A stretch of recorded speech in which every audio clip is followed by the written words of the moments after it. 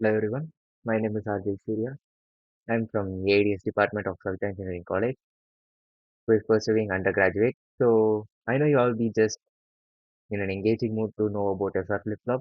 So just don't demanding in this video. We are just going into the frame of start to decode everything from opening quarters to, from building the code, from getting the output until the end will be watch the video.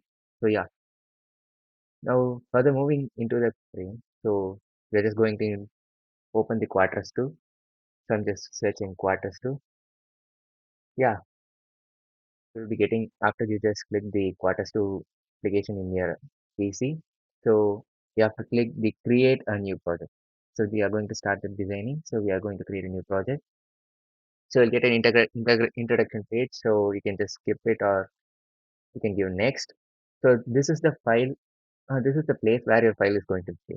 So just be aware that if you're going to save this file multiple times in the same folder, it may show you some errors or throw back some warnings. Warnings are fine, but errors are not comfortable. So we are just going to change this place. So I'm going to create a new folder in my PC. New folder. I'm going to name it as DSR. Okay, third folder, and I'm going to name this experiment as SR1. SR underscore 1. Yeah. Now we are going to move further. So just don't need to do any changes in this step. So just moving other. Now here, look carefully. We are just going to change the family. See, look here, family of Cyclone 4GX. Change that to Cyclone 2. After you are changing that to Cyclone 2, select any one of these, either second or the first. I'm going to be the first one and give next. After moving into that, go for the simulation. The simulation you are just going to check for model sim at area. So don't change any other thing. Just go for the simulation. In that simulation, go for model sim at area. Instead of VHDL, go for Verilog HDL file. In this, go for Verilog HDL file and clicking next. You'll be getting the interface. Now that's it. You're going to give the finish. So as per the instructions, it has created an Verilog HDL file named SR1 in the required destination. So click on that SR1 once and give file new. Now here a window pops up. So we are just going to select the first, we are just moving into the first step. So we are just going to select the Verilog HDL file and give okay. So now you will be getting a blank page.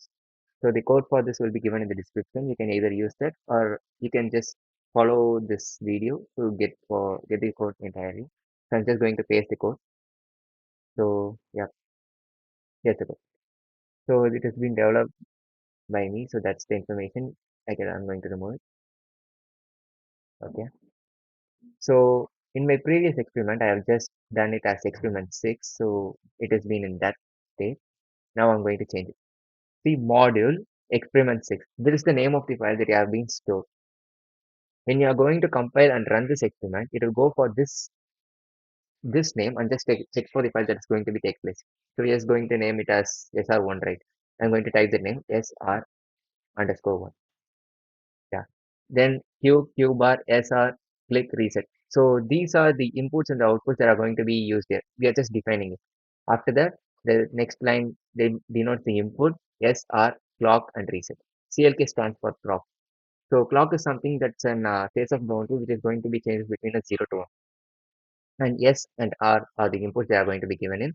And reset is going to be something that's going to change the value either to 0 or R1 according to the function that takes place. So the output is going to be Q and another output is going to be a Q bar. These are the basic requirements of this program to moving further. So for a synchronous reset, we are just going to use the syntax as always at post H clock begin.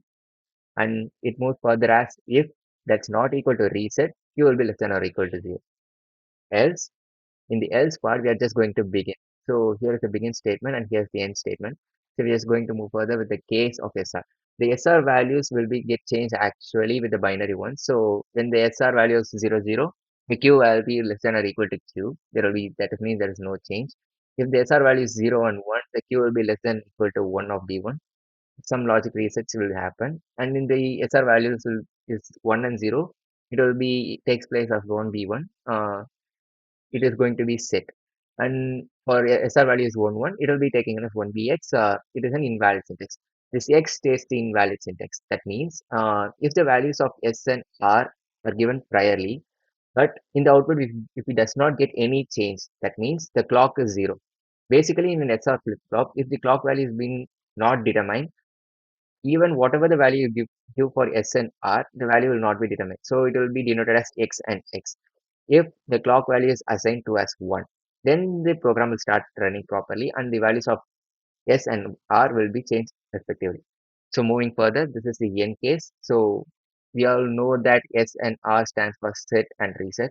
So N, and we are going to assign this variable Q bar to and not Q.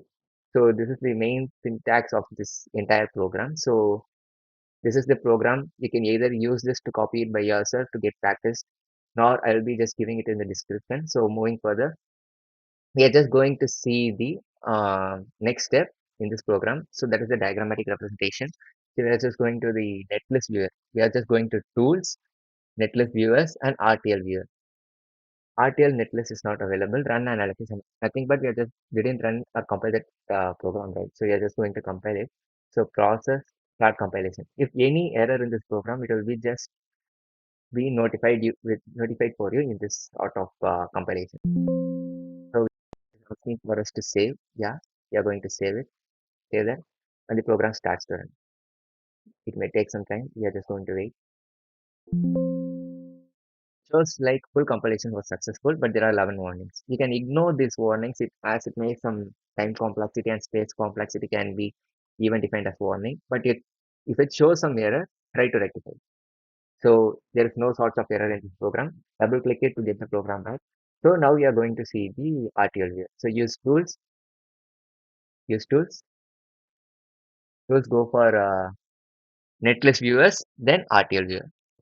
So this is the diagrammatic representation of SNR flip-flop. So we can see exactly what's happening inside the SNR flip-flops. Like SNR are the two inputs, clock is the representations of 0 and 1 continuously. That is going to change the phase of the boundaries, and reset is going to be the same as well. And some sorts of functions that takes place, and the output will be either given as Q or Q bar respective to the input. Now let's keep this RTL viewer aside. Now we are just going to create this in the new format. So to do that, you need to go for click the SNR, the name of it once, go for file and give new. So now we are going to use for university program VFW. So click on this option and give OK. You'll get something like this grid-like structure of entire data set filled with rows and columns. So we are just going to import the SNR flip-flop here. So in order to do that, we need to go to edit, go for insert node or bus. Click on it. So now it will be asking something like this. So we are just first going to find the node finder. Click on node finder, then look in. This option is used to locate the experiment that we have done before. So click on the three dots. You'll be getting here the SNR underscore one, which is the experiment we did right now, right? So click on OK. Then uh, click list. So this will bring the list of inputs and the outputs that are being used in this program. Because this double arrow will be copied here. Then click OK. Doesn't you guys just do this and don't do any changes regarding this, anything like one and zeros. Simply click on OK. Then you'll be getting the inputs and the outputs that we have been assigned in the list, and it will be shown on the screen. So in order to get this program working so faster, so we may for our convenience, we are just going to place the output as the down one. So I'm going to drag Q to the down one. If you want to interchange the position, just drag it down, left click it, drag it down. So the Q and Q bar now are at the bottom position. Now I'm just going to initialize the clock. You can either change the grid values to 10, 20, 30, 50 for a visualization, or just scroll with your mouse. It will just go in and out regarding that. So in this case, I'm not going to change. So for clock value, you can either assign 0, 1, 0, 1, 0, 1, 0, 1 until whatever the time you just need it. It may, the machine learns completely, till a particular time you can do that. Or there's a simple way to do that. So click on clock. here is a term for count values. In that count value, we are just going to have binary 0 and the count every 10. For every 10, the space boundary will change it from 0 to 1 and 1 to 0 respectively. So that's basically the clock will do. So we're just going to give OK and the clock assigns entirely. Yeah. So for reset, we are just going to take a negative node to a positive node. That means these two nodes are assigned to be 0 and the rest are nodes to be assigned to be 1. So in order to do that, we can either do like making to the 0 and the entire thing 1, or I'm just going to select R and just making that to 1. And in case I need this to, so phase 0 to 1, I'm going to make it as 0. So take this, wait a second. So my mouse sucks. No, no. Yeah. So we are going to make this two block 0. So we are just going to make it 0. Yeah. We got the reset value as 0. Now we are going to change, sorry, that's an R value. So we need to change the reset value to that. So just make this everything as 0. Make the reset up is above and R next. Okay. We are going to make the reset value 0. So do this step again. Sorry for the input. Yeah, the step is over. So moving on further, for SN values, we can use either zeros and one alternatives in maximum number of counts of the positive and negative iterations in the phase boundary, or we can use a numbering like 4. 1, see the top, 1, 2, 3, 4. For every 4 changes in the clock, we can assign it 0. So according to that, so we are just going to change the S value. So I'm going to select 1, 2, 3, 4. Until this, until this, the value will be stated as 0, and the next 4 values will be stated as 1. So I'm going to change the next 4 values to be stated as 1. Take this. Yeah, this value is to be changed stated as 1. You can either do this once or twice to get a perfect value. Doing it once is fine. So now just we are going to go for the R. Since it has been stated as 4, we are just going to state it as 2. So 1, 2. Every two values, we are just going to change it as zeros and ones respectively. So this is 0 and the next two is will be denoted as 1. I'm going to select the next two. Up to this it is 0. So we are just going to select the next two. Change it as 1. So this it will be selected as 0 and next two will be selected as 1.